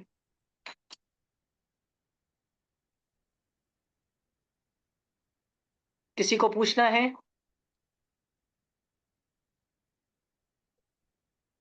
कोई सवाल नहीं है? कोई प्रतिबोध देता ही नहीं है क्या? Means you have to set an example. प्रतिबोध देना है अपने आप को एग्जाम्पल प्रतिबोध सेट। देना मतलब बोल के सामने वाले को के हृदय परिवर्तन कर दो और उसको मोक्ष मार्ग में डालो, पर राइट, बोल स्थिर के करो। पर बोल के तो सामने वाला बिल्कुल चेंज नहीं हो पाता है। इनफैक्ट यू सेट एन वही तो मैंने एग्जाम्पल। बोला ना, वही तो मैंने बोला, प्रतिबोध कुशलता अपने अंदर डेवलप करो, ये योग्यता पहले खुद डेवलप करोगे ना, तभी जाके प्रतिबोध दे पाओगे ना। राइट, क्रोध में आके जाके बोलो, जैसे मैं आपको एग्जाम्पल के तौर पे देती हूँ, ठीक है, कि मैं जाती हूँ और मुझे दिखता है कि कोई संघ पालता नहीं है, जैन धर्म आगम से नहीं पालता है। मैं जाके उसको ऐसे इंसल्ट तरीके में, ये क्या आप जैन धर्म के विरुद्ध काम करते हो, आप तो माइक यूज करते हो, आप तो पंखा यूज करते हो, मैं इस तरह से करूंगी। राइट, क्रोध में और ये सब मेरे सामने वाला चेंज होगा क्या? सामने वाला दो गाली देके मेरे को वैसे ही भगाएगा। ठीक है, तो आपको कैसा बिहेव करना है, कब कहाँ कैसे बिहेव करना है, इसको बोलते हैं प्रतिबोध कुशलता। ठीक है, जनरली ये वन वन ऑन वन होता है, प्रतिबोध वन ऑन वन ज्यादा इजी होता है। देखो, वन टू ग्रुप में ना क्या होता है, हम जेनरिक बातें करते हैं, जैसे मैं आपको पढ़ा रही हूँ तो मैं जेनरिक बातें कर रही हूँ। बट आप यदि वन ऑन वन मेरे से बात करोगे ना, तो मैं स्पेसिफिक आपकी रिलेशन में आपके रिसोर्सेज, आपके प्रॉब्लम्स, आपके एडवांटेजेस डिसएडवांटेजेस सब देख के मैं आपसे बात करूंगी। समझ में आया? सो प्रतिबोध इज मोर इफेक्टिव जब एक आदमी को दिया जाता है। ठीक है, केवली भगवान तो बड़े बड़े लोग ग्रुप में देते हैं, पर हम जैसे लोग एक को भी दे देना बहुत बड़ी बात हो जाती है। ठीक है, पर मैंने देखा है एक एक को पढ़ाने में बहुत फर्क होता है। मैंने खुद एक्सपीरियंस किया है, क्योंकि मैं ना ग्रुप में भी पढ़ाती हूँ और एक एक आदमी को भी पढ़ाया है। जब मैं पहले ग्रुप के अंदर पढ़ाती थी, ग्रुप का अंदर है कि ग्रुप में पढ़ाती हूँ, जैसे आपको पढ़ाया या बड़े ग्रुप में उपाश्रय में भी मैंने पढ़ाया ना, तो उसकी इफेक्टिविटी इतनी नहीं होती है, क्योंकि हम मैं क्या करती हूँ, पूरे महावीर स्वामी भगवान का ज्ञान आपके सामने रख देती हूँ और बोलती हूँ, यू पिक एंड चूज, आपको क्या ज्ञान पिक करना है एंड चूज करना है, ये होता है। ठीक है, हाँ, सो आप में यदि कैपेसिटी नहीं है टू पिक द राइट ज्ञान और उसको सम्यक दर्शन में कन्वर्ट करने में, तो फायदा नहीं होता है। बट मेरे घर में ना कई लोग आने लगे, मतलब जैसे होता है ना कि हम लोग आपके घर आ जाते हैं, एक समाइक करते हैं, तो एक आदमी आया, वो समाइक करता है, दो आदमी आए समाइक किए, ऐसे एक या दो जन आते थे मेरे पास समाइक किए, और मैंने जो उनको वन ऑन वन पढ़ाया ना, उसकी इफेक्टिविटी में जमीन आसमान का फर्क था, सीरियसली जमीन आसमान का फर्क था। क्यों? क्योंकि इन दैट केस मैं एक आदमी को उसके लेवल पे पढ़ा रही हूँ। ठीक है, मैंने आपको बताया था ना कि एक लड़की आई थी, वो थी तो मेरी, मतलब जैन मेरी फ्रेंड थी, उसकी उसकी बेटी को मैं बड़ी आई गई थी, तो उसके घर गई थी तो बड़ी गुस्से में थी, कहती आंटी मैंने उसको बोला ऐसी कॉफी पे आ जा, तो ऐसी बातें करते करते उसने ऐसे ही बोल दिया, aunty don't talk to me about Jainism. मैंने बोला नहीं बात करूंगी, मैंने कहा चल तेरे प्रॉब्लम्स के बारे में बात करूंगी। मैंने कहा पर समाइक में बैठ जाए कि मेरे मेरे को फायदा हो जाएगा, देख विंटर का सीजन है, तो समाइक में बैठ जाएंगे ना, तो मेरे को समाइक, मतलब मैंने अपना फायदा दिखाया, मैंने ये नहीं बोला तेरे को फायदा होगा, मैंने कहा मेरे को हम्म, फायदा हो जाएगा। राइट, कि वैसे भी पंखा तो चलाना नहीं है विंटर के अंदर, राइट, तो अपन समाइक में बैठ जाएंगे ना, तो बस तेरे को बस मुंह पहन के बैठना है। तो कहती आंटी मेरे को भी समाइक पचका दो, ऐसे करके मैंने उल्लू बना के उसको बिठा दिया। ठीक है, हम बातें करते करते मैंने बोला बता तेरे क्या प्रॉब्लम्स है। मैंने उसने जो प्रॉब्लम्स बताए मुझे, जो जो प्रॉब्लम्स बताए, मैंने वही प्रॉब्लम्स 8 कर्म में से निकाले कि क्रोध मोहनीय कर्म का उदय, अंतराय कर्म का उदय, असाता वेदनीय का उदय, मैंने उसको वही वर्ड्स यूज किए। ये नहीं बोला कि महावीर स्वामी भगवान ने बोला, ये नहीं बोला जैनिज्म में बोला, क्योंकि वो पहले ही मुझे बोल सकती थी मुझे जैनिज्म की बात नहीं सुननी, मुझे महावीर स्वामी भगवान की बात नहीं सुननी, तो ये वर्ड्स नहीं बोले। पर बोला क्या, यदि तुम समायक में बैठे हो तो बोलोगे क्या, मुंह खोलोगे तो वही हाँ, दूसरी बात तो कर नहीं सकते।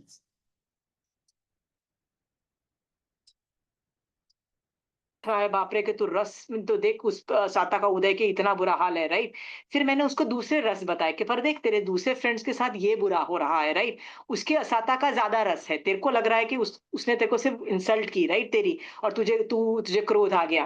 पर दूसरे वाले इंसान की असाता का देख, कि उसके बॉडी में एक मेडिकल प्रॉब्लम है जिसकी वजह से वो एग्जाम ही नहीं दे पा रही है, वो मतलब जो जो एग्जाम है, राइट, या उसके बॉडी में ये आ गया है। मैंने कहा उसकी असाता जमीन आसमान, तेरी जो असाता है ना, ये ना के बराबर असाता है। ठीक है, एक बार तू चाहे ना तो उसको ऐसे फट से अलग कर सकती है, पर हम क्या करते हैं, अपनी थोड़ी असाता को हाय मेरा बुरा हाल, मैं विक्टिम कर करके ना, हम हाय तौबा मचा के ना बहुत कर्म भी बांध रहे हैं, बहुत कर, ऐसे करके ना मैंने हर एक कर्म को लिया, उसका कंपैरिजन दिया। कैसे कंपैरिजन दिया, कि तेरे साथ जो हो रहा है ना वो असाता का उदय, फिर दूसरे लोगों का असाता दिखाया जो ज्यादा असाता, फिर मैंने बताया कि तू अभी जो असाता के उदय में जो तू कर रही है ना, उससे बंद कितना कर रही है। राइट, सो उदय और बंद का कंपैरिजन बताया कि तू बांधने में फ्यूचर में तुझे क्या मिलेगा। ठीक है, तू भी तो गालियां दे रही है, तेरे को फिर और गालियां मिलेगी। इस तरह से मैंने उदय बंद, मैंने पूरा जैनिज्म पढ़ाया। ये तो मैंने असाता बताया। फिर मैंने उसको बताया कि तेरे अंतराय कर्म का भी उदय है, क्योंकि देखो तू पढ़ नहीं सकती है, तो तेरा मतलब दान अंतराय, वीर अंतराय सब कुछ बंद हो चुका है। तो मैंने उस वो कर्म का बताया, फिर मैंने उसका ज्ञानावरणी कर्म का बताया, राइट? मैंने उसको ना 8 कर्मों को अलग-अलग एंगल से एप्लीकेशन के तरीके से बताया। समझ में आया? हुआ क्या? उस लड़की ने जब वो गई ना तो उसको लगा वॉव! मेरा पूरा क्रोध ही खत्म हो गया। समझ में आया? मैंने कहा इतनी पुण्यवानी है, एक एक पाप का उदय हुआ, पुण्यवानी को ज़ीरो कर दिया। आर यू थैंकफुल कि your mother and father are so good? Are you thankful कि your mother and father are so rich? Right? They can afford everything, right?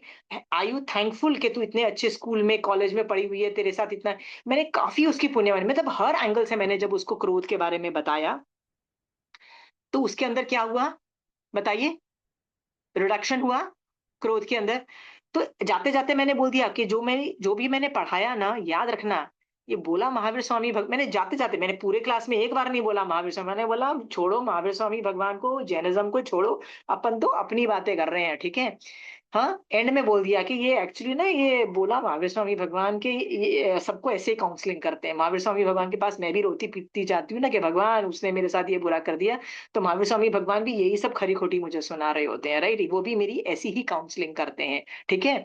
तो मैं तो उसको तब जाते-जाते लगा, वो जब रास्ते में जा रही थी ना, उसको इतना आया कि वॉव! उसका सचमुच क्रोध जितना था ना, 5 समाइक थी, हमारी 5 समाइक हो गई क्योंकि हमारे पास टाइम ही नहीं मिला हमको।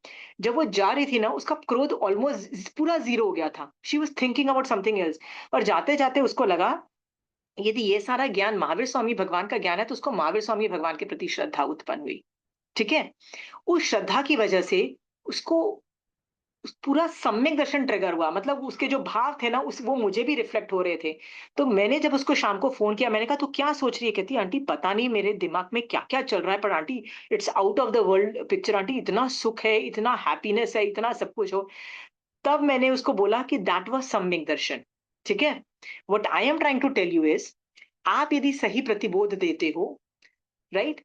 करुणा से, मैत्री भाव से, जज नहीं कर रहे हो सामने वाले को, जज नहीं करना। उसने एक बार भी, राजीमती ने सामने वाले को जज नहीं किया कि तू घटिया है, तू बेकार है, नहीं। क्या बोल रहा है? तू घटिया नहीं है, तेरे कर्मोदय है, तू कर्मोदय को हैंडल नहीं कर पा रहा है, और नथिंग लाइक दैट। ठीक है? हमारी जब शीतलेष्या होगी कि सामने वाले को अफेक्ट नहीं करेगी। सो मैंने ये देखा है कि जब मैं वन ऑन वन प्रतिबोध करती हूँ और यदि वो समाइक में बैठी हुई होती हूँ, तो लोगों को सम्यक दर्शन की स्पर्शना बहुत नॉर्मल है। मेरे वन ऑन फ्रेंड जितने भी जो मेरे घर आके मेरे से समाइक करते थे ना, उसमें सक्सेस रेट और सम्यक दर्शन की स्पर्शना जो मुझे it is that is again my perception of सम्यक दर्शन की स्पर्शना। ये तो केवली भगवंत का केवल ज्ञान का विषय है, नहीं जान सकते। बट कुछ तो अंदाजा, ऐसा भी नहीं है कि हमको कुछ भी नहीं समझ में आता, हमको कुछ तो अंदाजा हो ही जाता है कि सम्यक दर्शन है कि नहीं है। तो ये सारा सक्सेस रेट तब ज्यादा था जब मैं वन ऑन वन डील करती हूँ। समझ में आया? बिकॉज तब मैं आपके एंगल से देखती हूँ, इसलिए मैं कई बार लोगों को बोलती हूँ प्लीज अपना वीडियो ऑन करो और अपनी शक्ल दिखाओ एटलीस्ट सवाल करते हुए। क्यों? क्योंकि मुझे ये तो पता लगेगा मैं किससे डील कर रही हूँ, whom I am dealing with। यदि आप बूढ़े इंसान हो, जैसे आप यदि 70-80 के हो, तो मुझे लगेगा कि अभी तक निवृत्ति मार्ग में क्यों नहीं निकले हो। मतलब अभी तक तो वाइंड अप कर चुके होने चाहिए, अभी क्यों रो रहे हो? बेटे ने ये किया, ने पोता पोती ने ये किया, मतलब नॉनसेंस, निवृत्ति मार्ग पे निकलो। बट आपकी उम्र यदि 40 की है, तब मैं नहीं बोलूंगी, तब मैं क्या बोलूंगी? चुप करके संसार की ड्यूटीज निभाओ। पहले तो बच्चे पैदा करो, बच्चे पैदा करके सारे जो गलत काम करने हैं ना, स्कूल में डाल के उनको डिसिप्लिन का सारे काम करना है, सब कुछ करना है, अमीर बनना है, सब कुछ करना है। या प्लीज सुरेंद्र भैया बताइए। हमारे संघ में 2 बार भेजा जाता है, होली चातुर्मास पर भी कुछ स्वाध्याय सेवा देने के लिए, बाकी 8 दिन प्रोजेक्शन में भेजा जाता है। तो होली चातुर्मास के समय भेजा गया था, तो वहाँ के संघ के पदाधिकारी एक भी मौजूद नहीं थे, न तो मंत्री, न कोई प्रेसिडेंट और न ट्रेजरर, कोई मौजूद नहीं थे। हमारे साथ में एक भाई और थे, वो तुरंत हम्म। ही गुस्सा में आ गए कि हमें फिर किस लिए बुलाते हो आप लोग सेवा देने के लिए, आपके जब संघ में संख्या ही नहीं है, 5 या 7 आदमी नहीं है, और भी 4 लेडीज हैं, अभी 3 जेंट्स है, तो फिर हमें किस लिए बुलाते हो? तो हमने कहा शांत रहो, शांत रहो। तो उन्होंने कहा कि होली का माहौल है, तो लोग अपने घरों से आते नहीं है, आपको कल मिल जाएंगे। तो हमने कहा कल तो हम लोग चले ही जाएंगे ना, 3 दिन का प्रतिबोध देने के लिए हम लोग आते हैं। और 3 दिन के लिए यदि आप 3 दिन में यदि 2 दिन नहीं रहोगे तो फिर हम किसे देंगे? तो हमने कहा हाँ। कोई बात नहीं है। तो फिर हमने कहा साथ में जो हमारे साथ में स्वाध्याय भाई था, मैंने कहा अपने दोनों ही ज्ञान का अर्जन कर लेते हैं। जिन धर्मों की किताब पढ़ी है, आपके पास भी है और यहाँ संघ में उपलब्ध भी है। हमने जिन धर्मों की किताब खोल करके अपने स्वाध्याय सेवा करें, खुद ही करें। तो ये करने की मैंने सोच करके मैंने यही किया। बाद में दूसरे दिन लोग आके माफी मांगे, बोला हमारी गलती हो गई थी, हम लोग आ नहीं सके। हम लोग कोई जरूरत नहीं है, कोई क्या माफी मांगने की है। आपने बुलाया, हम लोग एग्जैक्टली। आए, इसलिए बस यही थैंक बात यू है सारा। सुरेंद्र भैया। देखिए ये वाली बात होती है, आप यदि स्वाध्याय बन के कहीं जा रहे हो प्रतिबोध देने के लिए, मतलब एक कांग्रेगेशन में 4 लोग आए हैं, तो क्या 4 लोग इंपॉर्टेंट नहीं है? क्या उनमें से चारों को मोक्ष सम्यक दृष्टि बना के मोक्ष भेज दो तो भी कितना फायदा, ठीक है? और एक चारों को क्या उनमें से एक भी सम्यक दृष्टि बना के मोक्ष में भेज दो तो कितना फायदा? हमको संख्या दिखती है। पर हम भगवान कहते हैं एक आदमी भी होगा हम उसको प्रतिबोध देंगे, एक आदमी भी व्याख्यान में आएगा, आप बोलोगे नहीं हम तो अपना घर बार छोड़ के आए हैं, किसी पे एहसान कर रहे हो क्या? आप अपनी निर्जरा के लिए आए हो, समझ में आया? अपनी निर्जरा के लिए बजाने के लिए आए हो कि क्या पता आपको किसी को प्रतिबोध दे के आपकी भी वयावच नाम का तपस्या कर पाओ, इसलिए आप आए हो, राइट? सो सुरेंद्र भैया आपने ये जो करुणा भावना रखी, मैत्री भावना रखी और क्रोध नहीं किया, दिस शोज द ट्रू श्रावकपना। जो श्रावक होता है ना वो ये सब ऑटोमेटिकली ये सारी चीजें सामने वाले में प्रोजेक्ट कर देता है। प्रोजेक्ट का मतलब होता है उसकी लेशा ही ऐसी हो जाती है कि सब कुछ परफेक्ट हो जाता है। मैंने आपको फिर से बताया है, यदि आप में क्रोध है, राइट, एंगर इश्यूज है, फियर है, आप नहीं प्रतिबोध दे पाओगे, ठीक है? डरते डरते कभी किसी ने प्रतिबोध नहीं दिया है, ठीक है? If you tie my hands and से आप ऐसा ही बोलोगे मतलब इस क्लास के अंदर, मैं नहीं कर पाऊंगी ठीक से काम। अब मुझे पता है कि मुझे आगम को फॉलो करना है, मुझे किसी संघ को फॉलो नहीं करना है। मेरी लॉयल्टी किसको है? महावीर स्वामी भगवान की जिनवानी पे है। आगम में जो लिखा गया है ना मैं उसको एक्सेप्ट करती हूँ और मैं आपको वो वाली पढ़ाती हूँ। इस वजह से आपको भी क्या लगता है, कॉन्फिडेंस है कि ये आगम को पकड़ के रखेगी, ठीक है? मान लो किसी संघ वाले को ऑब्जेक्शन होता है, वो आपकी प्रॉब्लम है, नॉट माय प्रॉब्लम। तो ये प्रतिबोध कुशलता में जो हम लोगों ने ये जो थोड़े डायमेंशंस देखे ना, ये होमवर्क है आप लोगों का कि सब लोग अपने आप को देखेंगे और देखेंगे कि लास्ट टाइम जब मैंने किसी को प्रतिबोध या ज्ञान देने की या जैन धर्म की चर्चा करने की कोशिश की थी, क्या मेरे में ये सारे गुण थे कि नहीं है? ये होमवर्क में अपने आप को चेक करोगे। ऐसा हो सकता है कि आपने 6 महीने पहले किसी को जैन धर्म पे डिस्कशन की हो और आप चेक करो कि आपने ये सारे प्रतिबोध कुशलता के गुण थे, ये जो क्वालिटीज बताई, ये आपने एक्टिवेट की थी कि नहीं की थी, और नहीं की थी, तो आपको ये लर्निंग लेसन्स है कि अगली बार करना है आपको, ठीक है? हाँ, इस तरह से आप अपने अंदर ये प्रतिबोध कुशलता डेवलप कर सकते हो, ठीक है? ये सारी प्रतिबोध बहुत फील्ड में होता है, जरूरी नहीं ये मोक्ष फील्ड में होता है, संसार फील्ड में भी होता है, राइट? हम लोग ये भगवत गीता पे हाथ कसम खाते हैं ना, वो जो कोर्ट में हमने देखा है, तो भगवत गीता क्या है? सोच के देखो, वो भी एक प्रतिबोध है, राइट? अर्जुन क्या बोल रहा है कृष्णा को? मैं युद्ध नहीं कर सकता, मैं अपना धनुष नीचे रख रहा हूं, मैं युद्ध नहीं कर सकता हूं। कृष्ण क्या करता है? प्रतिबोध देता है। प्रतिबोध देके क्या बोलता है? नहीं, धनुष उठा और मार। हाँ, पूरी गीता प्रतिबोध है। तो आपको कुछ स्किल सीखने हैं कि कैसे प्रतिबोध दिया जाता है, तो आप गीता से भी स्किल सीख सकते हो। स्किल सीखने हैं ना प्रतिबोध देने के। मैं ये नहीं बोल रही हूँ कि जो वो कह रहे हैं वो सही है, मैं प्लीज अंडरस्टैंड, मैं तो आगम ही पढ़ाऊंगी और आगम ही मोक्ष मार्ग है, मैं गीता को नहीं बोल रही हूँ गीता पढ़ो। मैं कह रही हूँ यदि स्किल सीखने हैं प्रतिबोध के, तो गीता भी एक प्रतिबोध है कि एक आदमी बोलता है मैं नहीं लड़ूंगा, राइट? तो वो क्या कैसे वो प्यार से, कृष्णा कैसे पार्थ कैसे प्यार से संबोधन करके सामने वाले को, कितना प्यार। महावीर स्वामी भगवान जब व्याख्यान देते हैं समोसरण में, तो गौतम स्वामी भगवान को गोयम, पेट नेम जो होता है ना, गौतम स्वामी भगवान का पेट नेम गोयम, आयुष्मान, जम्बू, देखो पेट नेम्स यूज करके, प्यार भरे वर्ड, वो बोलते हैं ना स्वीट कोट नेम करके, राइट? हम यदि मैं प्यार से आपको एड्रेस कर रही हूँ, ये सब देखो, ये प्रतिबोध कुशलता के अंदर काम आते हैं ये सारे।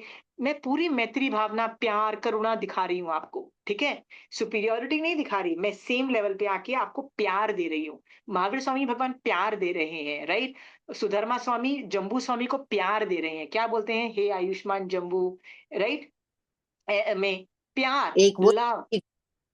जिसमें वो लाइन भी बहुत हिटिंग आती है आगम में कि जैसे मतलब तुम्हें सुख उपजे वैसा करो, तुम मतलब देरी मत करो, वो हाँ, भी हिटिंग है हाँ, लाइन। हाँ, वे वो भी बहुत हिटिंग लाइन है, राइट? सो ये सारे जो मैंने अक्षर आपको बताए ना प्रतिबोधता में, आपका होमवर्क है कि आप इस लेवल पे हो कि नहीं हो, राइट? स्पेशली द पीपल जो पढ़ा रहे हैं ना, उनमें तो ये प्लीज चेक करो अपने आप को। उसका कारण ये है, आप अपने आप को चेक करने का कारण ये रहा है, आपको अपने अंदर ये योग्यता पैदा कर लोगे ना, तो आप वयावच नाम का तप करना चालू कर दोगे। और वयावच तप है ना, महानिर्जरा करने की कैपेसिटी रखता है। और क्या पता उस महान ये वयावच नाम की महान निर्जरा करते हुए आप, क्या पता, मिथ्यात्व के कर्म क्षय करके सम्यक दृष्टि बन जाओ, राइट? समझ में आया? इसलिए मैं चाहती हूं ये गुण सब में उत्पन्न हो, ठीक है? राजीमती की तरह। अंदर no anger, no fear, no no superiority, same level. देखो सेम लेवल, राइट? कृष्ण सारथी बना, ड्राइवर बना अपने चैरियट का, same level, right? I will help you, I am your friend. Do you understand? Not मैं तीन खंड का राजा नहीं, मतलब तीन खंड का मैं राजा नहीं हूं, right? I am your friend, equal level. ये सारी चीजें सोचो और होमवर्क में अपने अंदर डेवलप करो कि ये तीन गुण तो मेरे में है, पर ये तीन गुण नहीं है, ठीक है? अब बताइए, आप अपने बच्चों को जब पढ़ाते हो, जैन धर्म का खासकर, या अपने घर वालों को करते हो, तो चिढ़ के करते हो, है ना रजनी जी? कैसे चिढ़ के करते हो? जैन धर्म कितना अच्छा, तुम ना कितना टाइम हो गया समायक नहीं करते, रात्रि भोजन का तो नाम ही नहीं, राइट? और पूरा टाइम देखो ना, मॉनसून सीजन के अंदर भी जिमीकंद खा रहे हो, शर्म भी नहीं आ, मतलब हम चिढ़ जाते हैं अपने घर वालों से, चिढ़ते हैं ना, राइट? रात को जिमीकंद खा रहे हैं, मैं पता नहीं क्या होगा इन लोगों का। हम चिढ़ के यदि अपने घर वालों से बिहेव करते हैं, राइट? क्योंकि हमको घबराहट होती है, हम हमको कि यार हम मोक्ष में जा रहे हैं, ये लोग मोक्ष में नहीं जा रहे। एक एंगल से आप गलत नहीं हो, पर चिड़चिड़ाहट कौन सी लेशा क्रिएट करता है? क्या प्रतिबोध के अंदर ये बेनिफिशियल है कि नहीं है, राइट? नहीं है। अपना टोन चेंज करो, अपना सब कुछ चेंज करो, ठीक है? Hit hard, case studies, metaphors, do all that. हाँ, प्रतिबोध जरूरी नहीं, जैसे ये गुफा के अंदर प्रतिबोध दे रहे हैं, आपको कहीं भी कहीं कैसे भी प्रतिबोध मिल सकता है। एक बार मैं कार अपनी ठीक करवाने गई थी, राइट? सो जो जो दुकान पे मैं गई वो जैन था। अचानक पता लगा अच्छा तुम भी ये वो हो, फिर पता लगा वो कहने वाला ये मेरी वाइफ है, फिर पता लगा अच्छा ये तो वो संघ के हैं। मैंने कहा यार, तो उस वाइफ ने बोला अरे मैं तो जैन भी नहीं हूँ, मैं नॉन जैन की हूँ और I am married into a Jain. तो मैंने ऐसी बातों-बातों, and she was very friendly, तो मैंने ऐसे ही पूछा, मैंने कहा do you want to know about Navkar Mantra? कहती है ये, मैंने कहा if do you know anything about Navkar Mantra? कहती है आई नो नवकार मंत्र बिकॉज़ हमारे घर वाले बोलते हैं। मैंने कहा do you want to know the meaning? कहती है यस, यस, यस, क्योंकि उसको पता था कि वो नॉन जैन के फैमिली से आई है। कहती है बताओ, आपको पता है मैं कार चलाने गई हूँ, ठीक करवाने गई हूँ, वो कार ठीक कर रहा है, कार ठीक करने में 1 डेढ़ घंटा लगा। मैं उसकी दुकान में बैठ के मैं उसकी वाइफ को, मतलब राइट, प्रतिबोध हो रहा है। उसको नवकार मंत्र पढ़ाया। Then I became her good friend. I went on hmm. Later on day, अभी आने से पहले ही I went on a lunch, let's go out for lunch. Why not make these people friend? देखो, अभय कुमार ने कार्ल सौगरिक कसाई के बेटे को दोस्त बनाया। क्यों दोस्त बनाया आपको पता है? क्योंकि दोस्त दोस्त में ना प्रतिबोध अच्छे से दिया जा सकता है। यदि वो राजा का बेटा होके तुम प्रतिबोध दोगे, तो क्या काल सौगरी का कसाई का बेटा सुधर पाएगा? क्योंकि सबको पता था काल सौगरी कसाई नहीं सुधरने वाला।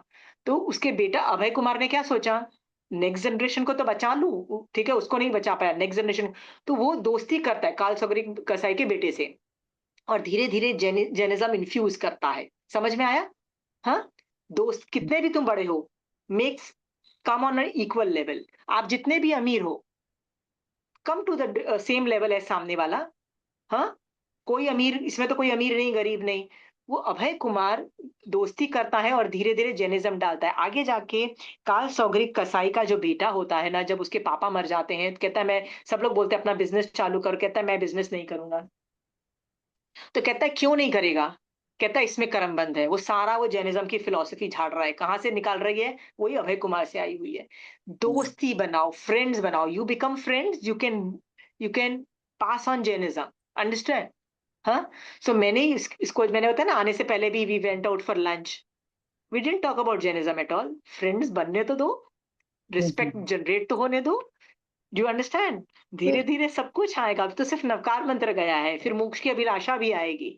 अंडरस्टैंड? कुछ नहीं तो उसके मरने से पहले मैं उसके अंदर मोक्ष की अभिलाषा भी उत्पन्न करती हूँ। तो ये महान निर्जरा का काम है मेरे लिए। Got it?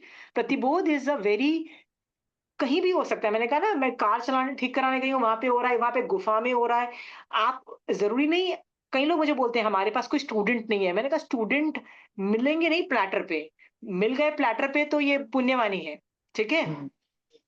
मेरी पुण्यवानी थी कि कंचन आंटी ने मुझे बोला कि आशिमा ये वाली क्लास कर लो। ठीक है? मेरी क्लास में कई स्टूडेंट्स आए हैं जिनको कुछ बेसिक, मतलब वो कुछ थोकड़े भी नहीं आते हैं। मेरी क्लास में कैसे कोई बैठ सकता है जब उसको गतागत, लघु दंडक, ये सब थोकड़े नहीं आते हैं। तो कहते हैं, मेरे संघ वाले बोलते हैं कि हम वो उन लोगों को मना कर दें कि आप ज्वाइन करके फायदा नहीं है। तो आंटी कहती है नहीं नहीं नहीं, मैं ना कोई और स्टूडेंट जिसको इन लोगों के साथ हैंडल करना आता है एकदम लो लेवल से, वो पढ़ा के तुमको ला देगी, मैं उसको हैंडल। तो आंटी ने मुझे फोन किया, आशिमा तुम वो क्लास ले, उन लोगों की क्लास ले लोगी? मैंने कहा ठीक है। ठीक है? उससे ये बेसिक्स ऑफ जैनिज्म क्लास बना।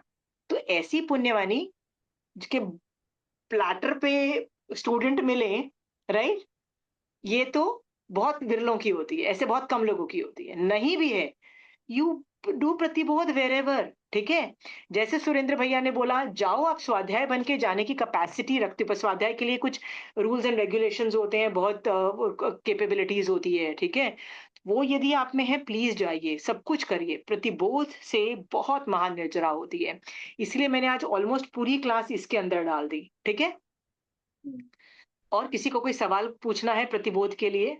प्रतिबोध कुशलता, मेरी ये विश है कि आप और मैं दोनों प्रतिबोध कुशल बने और ज्यादा से ज्यादा लोगों को सम्यक दृष्टि बना के मोक्ष भेजें। ठीक है?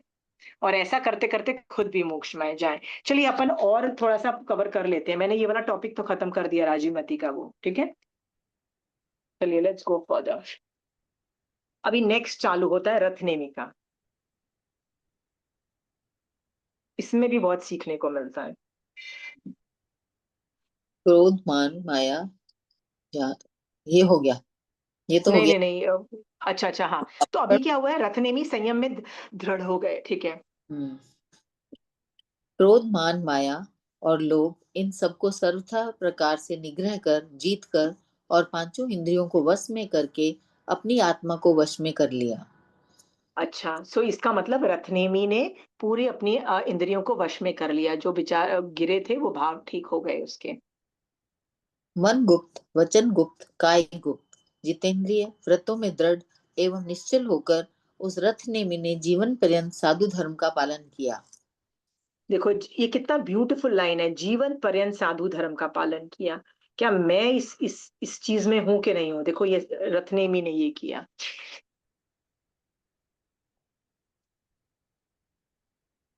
उग्र तप पढ़िए।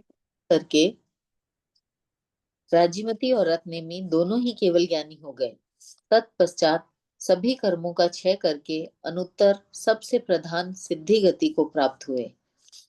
देखो वापस दोनों स्थिर हो गए और आगे चल के उन दोनों को केवल ज्ञान भी उत्पन्न हुआ और सिद्ध भी हो गए।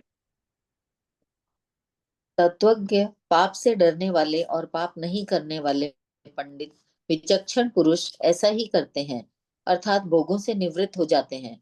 जैसे वह पुरुषों में उत्तम रथ नेमी भोगों से निवृत्त हो गया, अर्थात जो विवेकी होते हैं वे विषय भोगों के दोषों को जानकर रथ नेमी के समान भोगों का परित्याग कर देते हैं, ऐसा मैं कहता हूँ। ओके, मतलब ये पूरा आगम, ये चैप्टर खत्म हो जाता है। ठीक है? इसका ये सब हम बाद में करेंगे। बट अभी मैं ना कुछ ये रथनेमी का जो संयम में दृढ़ होने पे मैं कुछ बातें पूछना चाहती हूँ। ठीक है? झूठ मत बोलिएगा, सच सच बोलिएगा। कि रथनेमी जो था, जस्ट वेदा, नहीं, वेदा, don't talk. Wait a minute. ठीक है, let's end the class. We'll do this tomorrow. Okay? जय जिनेंद्र. जय